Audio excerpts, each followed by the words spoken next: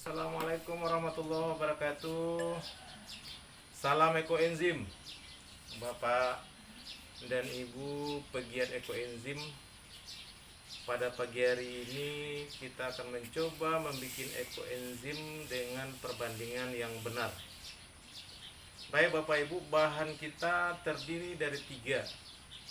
Yang pertama, gula merah atau kita menggunakan molase sekarang.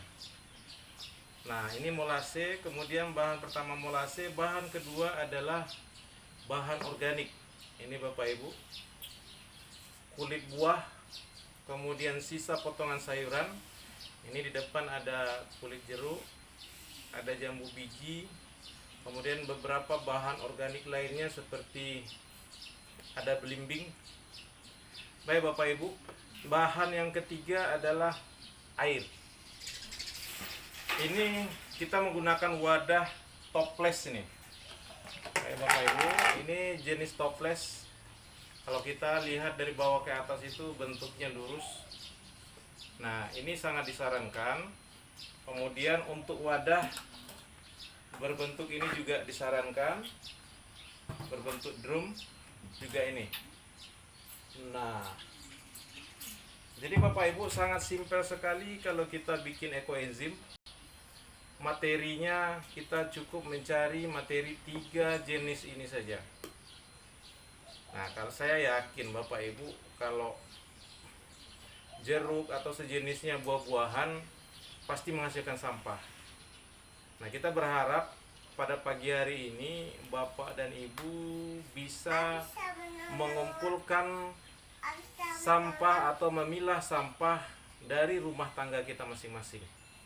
Jadi kalau kita posisinya di dapur, Bapak Ibu tinggal ambil kulit-kulitnya ini, kemudian ditaruh pada satu tempat. Nah ini, jadi Bapak Ibu, di dapur kita itu mesti harus ada tempat. Terserah mau seperti apa, bisa seperti ini juga. Dia ada di dalam, nah dikumpulkan, kemudian dia pakai tutup. Kalau dia pakai tutup, maka tidak akan dihinggapi oleh lalat. Nah ini yang kita lakukan di dapur.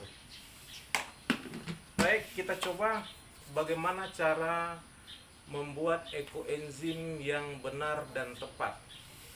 Ekoenzim ini ditemukan oleh seorang dokter, Dr. Rosukan Panfong dari Thailand. Apa yang dikatakan yang ditemukan oleh beliau? Gula atau molasses ini satu bagian. Kemudian bahan organik ini 3 bagian. Air ini 10 bagian. Nah, perlu saudara atau Bapak Ibu ketahui bahwa air ini bisa kita menggunakan air sumur, air hujan, juga air tetes dari AC. Nah, ada pertanyaan, bagaimana dengan air dari PDAM? Air PDAM itu mengandung kaporit, apakah dibolehkan? Boleh dengan catatan diendapkan dulu beberapa malam. Kemudian kita mengambil air bagian atasnya. Kita menghindari kaporitnya, karena kaporit itu akan membunuh kuman-kuman atau mikroba-mikroba baik yang ada di dalam proses fermentasi itu nanti. Baik, kita mulai. Yang pertama, kita masukkan air.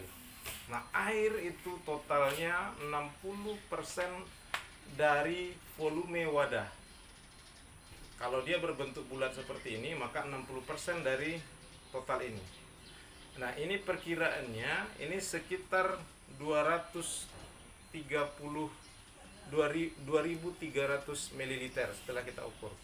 Nah, kalau 2300 ml, maka gulanya nanti itu 230 gram. 230 gram. Kemudian bahan organiknya kita timbang sebanyak 690 gram. Ketiga bahan ini akan kita aduk dalam satu tempat. Baik, kita mulai. Yang pertama kita lakukan adalah mengaduk larutan molasses ke dalam air.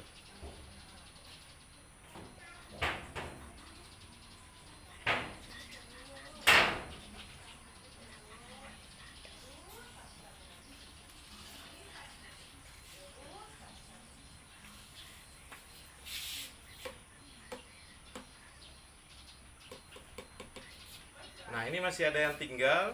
Kita harus ambil kembali dengan cara dituangkan kembali airnya, kemudian kita ambil lagi.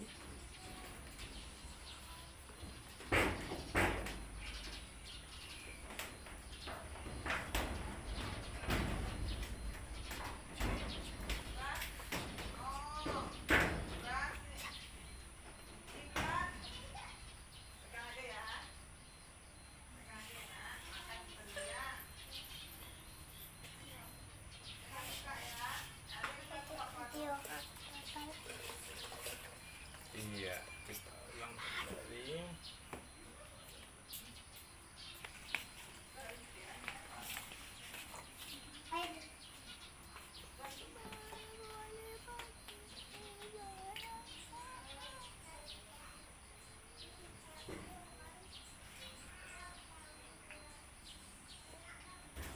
Bapak Ibu, ini pastikan larutan molasesnya itu melarut di dalam air.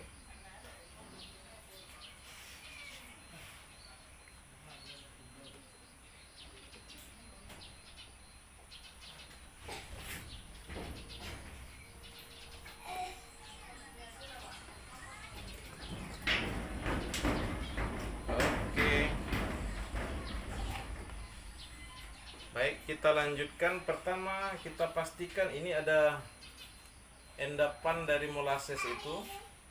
Diaduk dulu hingga dia melarut merata.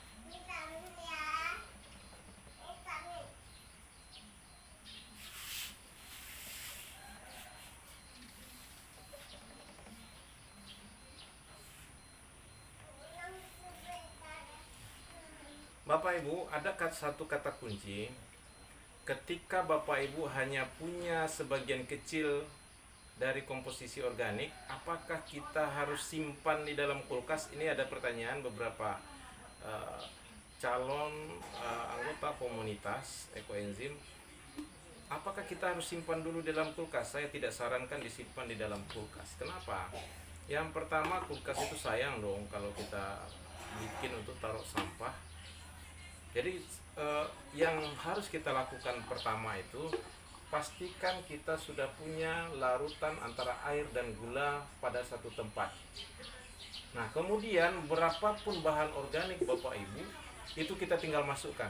Kalau ini 690 gram, seandainya Bapak masih punya baru 100 gram, maka masukkan 100 gram itu terlebih dahulu. Biarkan dia di dalam. Hari berikutnya kita tambahkan hingga mencapai 690 gram dalam rentang waktu lebih kurang 1 minggu. Setelah terpenuhi 690 gram, baru kita hitung start awal penghitungan. Pada hari terakhir kita memasukkan itu, di hari itulah kita hitung start awal sampai 3 bulan ke depan untuk difermentasi. Baik, kita masukkan.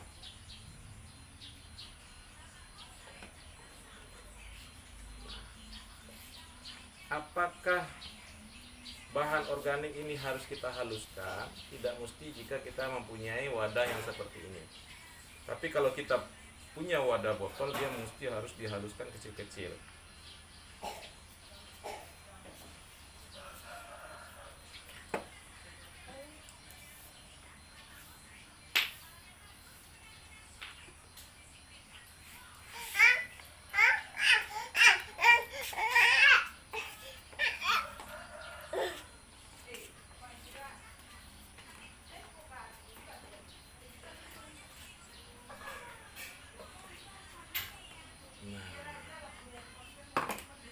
Bapak Ibu, sangat sederhana sekali. Maka jadilah larutan ekoenzim kita.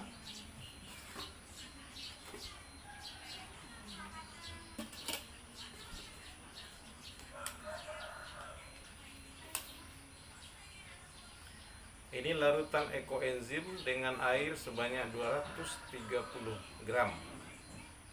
Bapak Ibu, setelah ini jadi larutannya dan semua bahan diaduk, maka kita butuh waktu lebih kurang 3 bulan, bukan lebih kurang, selama 3 bulan.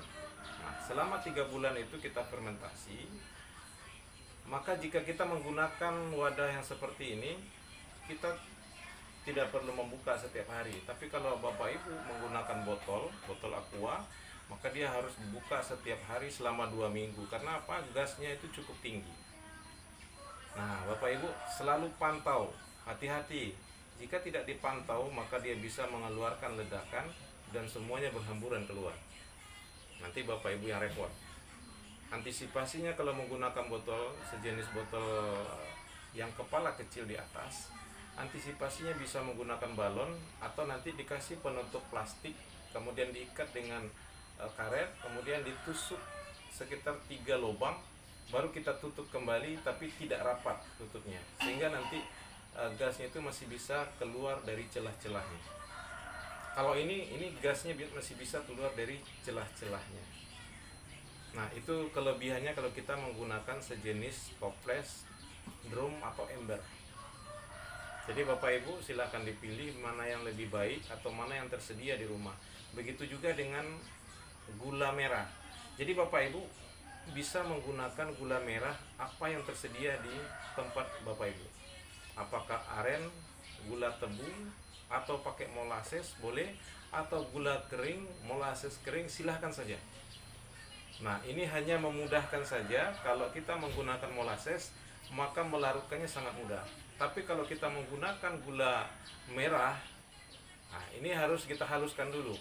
Tidak disarankan untuk diaduk atau dimasak sehingga dia melarut pada suhu tinggi.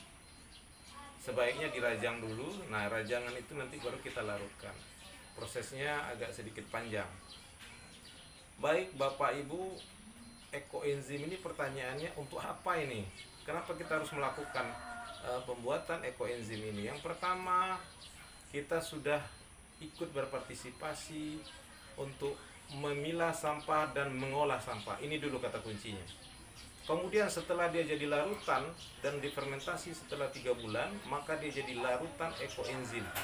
Larutan ekoenzim ini bisa berfungsi sebagai penyubur tanaman, bisa untuk penjernih air, bisa untuk penjernih udara, nah bisa juga untuk kecantikan. Nah, banyak hal yang bisa dilakukan. Testimoni sudah banyak. Ini saya sangat berterima kasih sekali kepada para mentor-mentor dari ekoenzim Nusantara. Ada Pak Joko, Pak Ellen, Pak Joni. Nah, ini para mentor-mentor yang luar biasa yang membagikan ilmunya secara cuma-cuma, dan ini sudah menyebar.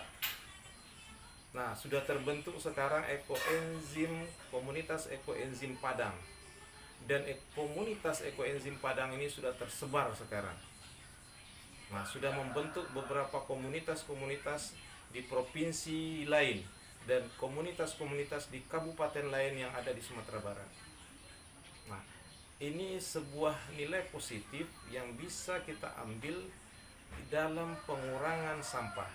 Jadi Bapak Ibu, apakah sebagai masyarakat secara umum atau pemerintah daerah, manfaatkan ekoenzim ini untuk memilah dan mengolah sampah dari dapur. Nah, ini. Jadi kita mengolahnya itu dari dapur. Jadi dapur kita pilah sampah-sampah yang bisa kita masukkan ke dalam. 2 jenis sampah sudah masuk ke dalamnya, yaitu kulit buah dan sisa potongan sayuran. Jadi berapapun yang ada, itu kita sudah bisa masukkan ke sini. Nah, tinggal sisanya nanti kalau kita bermain di luar rumah, apakah ada daunan atau umpamanya dari dapur juga ada bahan-bahan yang sudah dimasak, nah itu tidak masuk ke sini. Yang sudah dimasak maka dia masuk ke kategori lain. Mungkin saya akan sampaikan juga nanti ada beberapa inovasi yang bisa mengolah sampah sisa makanan. Di video lain akan saya sampaikan.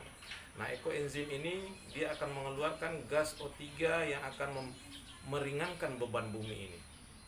Dan dia akan menghindarkan proses-proses yang akan menimbulkan efek pemanasan global. Nah, ini yang sangat kita dukung sekali, gerakan-gerakan melakukan pembuatan ekoenzim dari rumah masing-masing. Baik Bapak Ibu, ini materi yang bisa kita sampaikan pada sesi ini, mudah-mudahan bermanfaat. Salam ekoenzim.